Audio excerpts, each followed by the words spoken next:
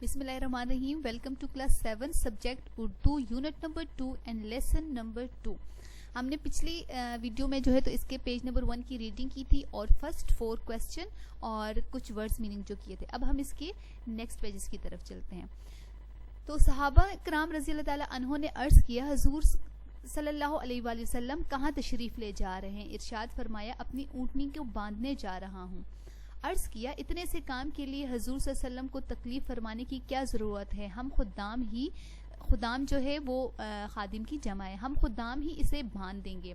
आप सल्लल्लाहु अलैहि वसल्लम ने इरशाद फरमाया, तुम में से कोई शख्स भी दूसरे लोगों से मदद तलब न करे अगरचे मसवाक तोड़ने में हो. हमारे प्यारे नबी सल्लल्लाहु अलैहि वसल्लम अपने प्यारे सहाबा कराम रज़ी अल्लाह ताला अन्हो से मजाक भी फरमा लेते थे. एक रोज़ आप सल्लल्लाहु अलैहि वसल्लम सहाबा रज़ी अल्लाह ताला अन्हो के साथ बैठे हुए खजूरें तनावल फरमा रहे थे. तनावल का मतलब है कि खा रहे थे. हज़रत सुहेब रज़ी अल्लाह ताला अन्हो आशोब चशम की वजह से, आशोब चशम का मतलब है कि आंख से पानी उनके जो है तो आ रहा था, उसकी वजह से एक आंख को ढांके हुए वहां आ गए. सलाम करके खजूरों की तरफ झुके. हुजूर सल्लल्लाहु अलैहि वसल्लम ने इरशाद फरमाया, आंख तो दुख रही है और खजूरें खाते हो. अर्ज किया, या रसूलल्लाह सल्लल्लाहु अलैहि वसल्लम, अपनी अच्छी आंख की तरफ से खाता हूँ. इस पर आप सल्लल्लाहु अलैहि वसल्लम मुस्कुरा दिए. एक रोज आप सल्लल्लाहु अलैहि वसल्लम खजूरें तनावल फरमा रहे थे कि हजरत अली करमुल्लाह वजह रज़ी अल्लाह ताला अन्हो हाजिर खिदमत हुए. उनकी आंख भी दुख रही थी, वो भी खाने के लिए करीब हो गए. इरशाद फरमाया, आशोब चशम की हालत में भी खजूरें खाओगे? वो पीछे हटकर एक तरफ जा बैठे. हुजूर सल्लल्लाहु अलैहि वसल्लम ने उनकी तरफ एक तरफ देखा तो वो भी आप सल्लल्लाहु अलैहि वसल्लम की तरफ देख रहे थे. आपने उनकी तरफ एक खजूर बढ़ा दी, फिर एक और, इस तरह 7 खजूरें अता फरमाई. फिर फरमाया, ये तुमको काफी हैं. जो खजूरें ताक अदद में खाई जाएं वो मुज़र नहीं, यानी कि नुकसानदेह नहीं. हमारे प्यारे नबी सल्लल्लाहु अलैहि वसल्लम अपने औकात की हिफाजत फरमाते थे, यानी कि जो वक्त उनके पास होता था उसको वो बड़े तरीके से इस्तेमाल करते थे. जब आप दौलत खाने में तशरीफ ले जाते तो वहाँ के वक्त को 3 हिस्सों में तकसीम फरमा देते. एक हिस्सा अल्लाह ताला की इबादत के लिए, एक हिस्सा अपनी ज़ात के लिए और एक हिस्सा अपने अहल के लिए. फिर जो हिस्सा अपने लिए तजवीज़ फरमाते उसे भी अपने और लोगों के दरमियान तकसीम फरमा देते और उस वक्त भी लोगों की दाद रसी फरमाते. दाद रसी फरमाने से मुराद ये है कि उनके दुख सुना करते थे, उनकी तकलीफ को दूर करने की कोशिश करते थे, उनकी जो भी परेशानी होती थी उसको सुना करते थे. दिल जोई करना, दाद रसी का मतलब है कि दिल जोई करना.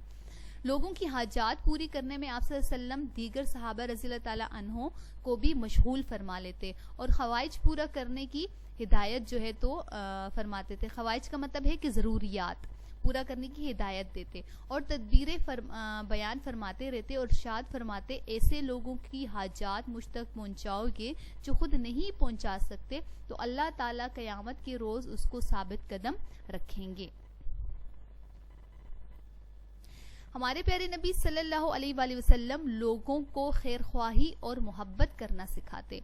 आप सल्लल्लाहु अलैहि वसल्लम अपने सहाबा रज़ी अल्लाह ताला अन्हों में उल्फत पैदा फरमाते, यानी कि उल्फत का मतलब है कि मोहब्बत उनमें पैदा फरमाते थे, नफरत से उन्हें बचाते. कौम के हर एहसान करने वाले का इकराम फरमाते और उसको उन पर वाली बनाते थे. कौम के बेहतरीन अफराद को आप सल्लल्लाहु अलैहि वसल्लम से, अच्छा वाली का मतलब है कि हाकिम, ठीक है, हुक्मरान बना देना. कौम के बेहतरीन अफराद को आपसे ज़्यादा कुर्ब होता था. आपके नज़दीक अफजल वो था जो आम खैर ख्वाही और नसीहत करता. आप सल्लल्लाहु अलैहि वसल्लम की नशिस्त तो बर्खास्त बगैर जिक्र इलाही के नहीं होती थी. जब आप किसी मजलिस में तशरीफ़ ले जाते तो किनारे मजलिस ही में बैठ जाते. सदर मकाम का मतलब है कि किसी ख़ास ऊंची मकाम पर, नुमाया जगह पर जहाँ सब लोगों की उन पर नज़र पड़े, ऐसी जगह पर बैठने की कोशिश नहीं करते थे. और आपके हुस्न मुआशरत की बिना पर हर शरीक मजलिस ये समझता था कि आपने सबसे ज़्यादा उसका इकराम फरमाया है. तो डियर स्टूडेंट्स, ये हमारे यूनिट नंबर 2 की रीडिंग थी और इसके क्वेश्चन नंबर 1, 2, 3, 4 ये हम पिछली स्लाइड में कर चुके हैं. क्वेश्चन नंबर 5, 6, 7, 8 ये हम जो है तो अभी हम इनको करेंगे. पहले अल्फाज खाली जगह की तरफ चले जाते हैं कि अल्लाह ताला को भी अपने बंदे की ये बात नापसंद है कि वो अपने देश में इम्तियाजी शान से रहे, तो रफ़ीकों में इम्तियाजी शान से रहे. ये काम आपने अपनी बुक के ऊपर ही करना है. हज़रत सुहेब रज़ी अल्लाह ताला अन्हो देश की वजह से एक आंख को ढांके हुए थे, आशोब चशम की वजह से. جو کھجوریں طاقت میں کھائی جائیں وہ ڈیش نہیں، وہ مضر نہیں.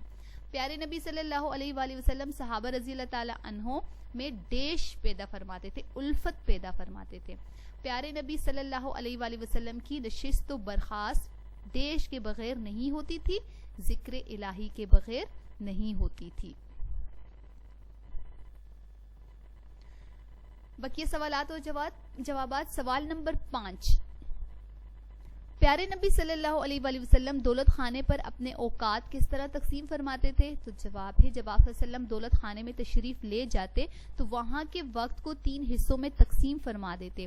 ایک حصہ اللہ تعالیٰ کی عبادت کے لیے، ایک حصہ اپنی ذات کے لیے اور ایک حصہ اپنے اہل کے لیے. پھر جو حصہ اپنے لیے تجویز فرماتے اسے بھی اپنے اور لوگوں کے درمیان تقسیم فرما دیتے اور اس وقت میں لوگوں کی داد رسی فرماتے. سوال نمبر 6. اپنے پاس آنے والوں سے پیارے نبی صلی اللہ علیہ وآلہ وسلم کیا سلوک فرماتے تھے؟ جواب آپ صلی اللہ علیہ وآلہ وسلم اپنے پاس آنے والوں کی داد رسی فرماتے، ان کی ضروریات پورا کرنے کی ہدایات صحابہ کرام کو فرماتے اور بہت توجہ سے ان کی باتیں سنتے تھے. Next question. پیارے نبی صلی اللہ علیہ وآلہ وسلم کے نزدیک افضل کون شخص تھا؟ تو آپ صلی اللہ علیہ وآلہ وسلم کے قریب افضل وہ شخص تھا جو عام خیر خواہی اور نصیحت کرتا. Next question. پیارے نبی صلی اللہ علیہ وآلہ وسلم کی مجلس اور نشست و برخاست کیسی ہوتی تھی؟ جواب آپ صلی اللہ علیہ وآلہ وسلم کی نشست و برخاست بغیر ذکر الہی کے نہیں ہوتی تھی. جب آپ کسی مجلس میں تشریف لے جاتے تو کنارہ مجلس میں ہی بیٹھ جاتے، صدر مقام پر پہنچنے کی کوشش نہ فرماتے اور آپ کے حسن معاشرت کی بنا پر ہر شریک مجلس یہ سمجھتا تھا کہ آپ صلی اللہ علیہ وآلہ وسلم نے سب سے زیادہ اس کا اکرام فرمایا ہے.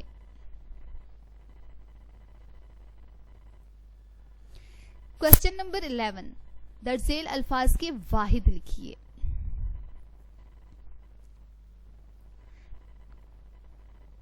نمبر 1 ہے ہمارے پاس خدمات، تو خدمات کا واحد ہے خدمت. اسفار، اسفار جو ہے وہ سفر کی جمع ہے. تجاویز، تجویز. صحابہ، صحابی. رفقا، رفیق. خدام، خادم. قصص، قصا. خوائج، حاجت. سوال نمبر 12 ہے اس سبق میں سے 5 مرکب عطفی تلاش کر کے لکھیے. مرکب عطفی ہوتے کیا ہیں، ان کی پہچان کیا ہے؟ تو مرکب عطفی وہ مرکب ہے جس میں 2 اسم، ٹھیک ہے، 2 اسم، کوئی بھی 2 نام حرف عطف سے ملے ہوں، جیسے اکرم اور جاوید. اب اکرم، جاوید یہ دونوں اسم ہے اور اس کے اندر جو اور لکھا ہوا یہ جو ہے تو حرف عطف ہے. تو جب 2 اسم حرف عطف کی وجہ سے آپس میں ملتے ہیں تو وہ مرکب عطفی کہلاتا ہے. اب امیر و غریب، امیر اسم ہے، غریب بھی اسم ہے، اس کے درمیان جو واو لکھا گیا ہے امیر و غریب دونوں اسموں کو آپس میں جوڑنے کے لیے، تو یہ واو حرف عطف ہے. اور جب ہم نے امیر و غریب اس کو ہم نے لکھا اکٹھا تو یہ مرکب عطفی ہمارے پاس بن گیا ہے. تو ان جملوں میں اور واو حروف عطف ہیں. سبق سے لیے گئے 5 مرکب عطفی یہ ہیں، جیسے متواضع اور منکسر المزاج، باندیاں اور غلام، سفر و حضر، لباس و طعام، شان و شوکت. سوال نمبر 13 ہمارے پاس درج ذیل الفاظ کو درست املا کے ساتھ دوبارہ لکھیے اور لغت سے تلاش کر کے ان کے معنی بھی لکھیے. ہمارے پاس لکھا ہوا ہے پہلا لفظ طعام، تے، عین اور میم کے ساتھ، جبکہ طعام جو ہے درست اس کا ہے توئے کے ساتھ اور اس کا مطلب ہے کھانا. تجویز، ٹھیک ہے، ہمارے پاس جو ہے تو یہاں پر یہ غلط لکھا ہوا ہے. تجویز جو ہے وہ ضاد سے نہیں زے سے آتا ہے اور اس کا مطلب ہے رائے دینا. تناول توئے سے نہیں تے سے آتا ہے اور تناول کا مطلب ہے کھانا کھانے کا عمل. مسواک نقطوں والے کاف سے نہیں کش والے کاف سے آتا ہے اور مسواک کہتے ہیں دانت صاف کرنے کے لیے لکڑی سے جو بنایا جاتا ہے، ٹھیک ہے. موافق کش والے کاف سے نہیں نقطوں والے کاف سے آتا ہے جس کا مطلب ہے مناسب. داد رسی، داد رسی میں سواد نہیں سین آتا ہے اور اس کا مطلب ہے دل جوئی کرنا. اور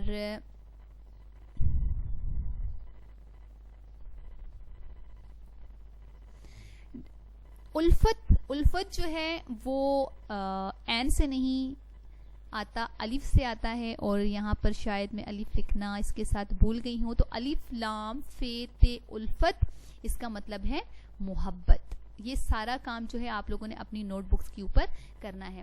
سوال نمبر 14 ہے کہ پیارے نبی صلی اللہ علیہ وآلہ وسلم نے ارشاد فرمایا, اللہ تعالیٰ کو اپنے بندے کی یہ بات ناپسند ہے کہ وہ اپنے رفیقوں میں امتیازی شان و شوکت سے رہے. یہ جملہ عاجزی کو ظاہر کرتا ہے. آپ عاجزی کے بارے میں ایک صفحے کا مختصر مضمون تحریر کیجئے. تو عاجزی کے بارے میں صحابہ کرام کے بے تحاشا ہمارے پاس جو ہے تو مضامین موجود ہیں, انبیاء کرام کے مضامین موجود ہیں.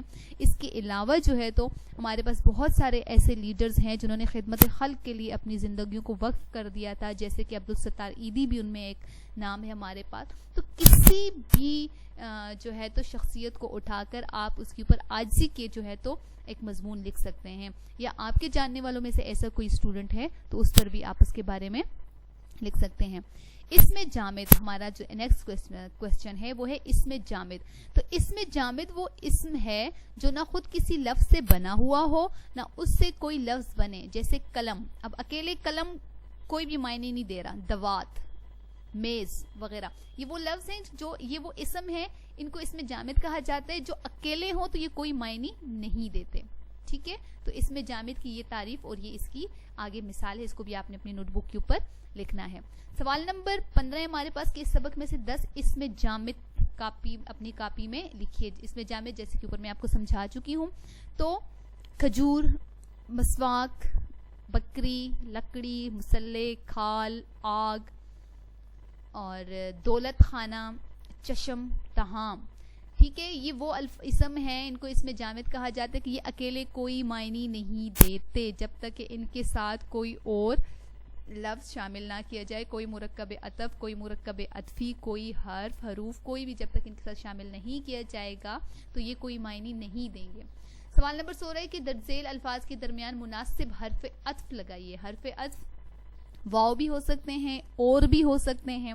تو لباس و طعام, یہاں پر ہمارے پاس آئے گا واو. سفر و حضر, اس میں بھی واو. علم و عمل, خیر خواہی و نصیحت, نشست و برخاست. تو ڈیئر اسٹوڈنٹس, یہ ہمارا لیسن نمبر 2 یہاں پر کمپلیٹ ہو چکا ہے.